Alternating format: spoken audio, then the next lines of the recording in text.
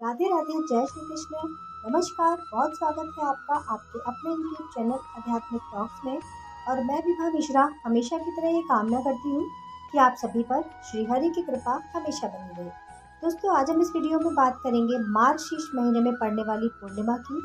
पूर्णिमा तिथि कब से शुरू होकर कब समाप्त हो रही है। पूर्णिमा तिथि के दिन कुछ ऐसे कार्य करने से, क्योंकि मार्गशीर्ष महीने की जो पूर्णिमा होती है बेहद बड़ी पूर्णिमा मानी जाती है, साल की आखिरी पूर्णिमा होती है और भगवान श्री हरि यानी भगवान श्री कृष्ण का अति प्रिय महीना होता है और ये पूर्णिमा भी उनको अति प्रिय होती है। तो कुछ कार्य ऐसे करे जाएं जिससे हमारे जीवन में सुख समृद्धि बढ़े, हमारे व्यापार में वृद्धि हो, हमारी नौकरी में वृद्धि हो और हम हर तरह से स्वस्थ बने रहें। तो वीडियो को शुरू करते हैं समय को ना गवाते हुए। शुरू करने से पहले आपसे अनुरोध है, यदि आप मेरे चैनल पर पहली बार हैं तो चैनल को सब्सक्राइब कर दीजिएगा। वीडियो पसंद आए तो इसे लाइक ज़रूर कीजिएगा और सभी के साथ इसे शेयर कीजिएगा।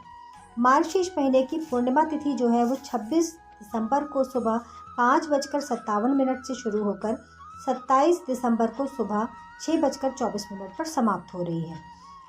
पूर्णिमा तिथि एक ही दिन की है, तो व्रत की तिथि व्रत वाले भी इसी दिन व्रत करेंगे। स्नान दान की पूर्णिमा भी इसी दिन बनाई जाएगी। तो अब हम बात करते हैं कि पूर्णिमा तिथि के दिन, मार्गशीर्ष महीने की पूर्णिमा तिथि के दिन हमें कौन से कार्य जरूर करने चाहिए। सर्वप्रथम पूर्णिमा तिथि, कुछ तिथियां महीने की ऐसी होती हैं जो श्रेष्ठ मानी जाती हैं। उनमें से एक पूर्णिमा तिथि भी है जो श्री हरि को अत्यंत प्रिय होती है। तो इस दिन हमें कम से कम एक दिन ब्रह्म मुहूर्त में उठना चाहिए। सूर्योदय से पहले स्नान आदि से निवृत्त होकर आप 1 लोटा जल तांबे के लोटे में रोली हल्दी डालकर सूर्य भगवान को अवश्य अर्पित करें।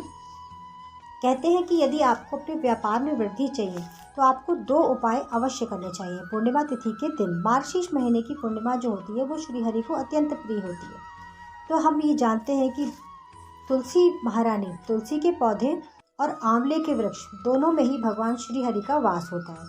तो इस दिन आप पूर्णिमा के दिन सुबह तुलसी जी की जड़ में यदि लाल रंग का कलावा बांधते हैं तो आपको आपकी नौकरी में बहुत ज़्यादा लाभ प्राप्त होता है, आपकी नौकरी में वृद्धि होती है, आपका प्रमोशन होता है।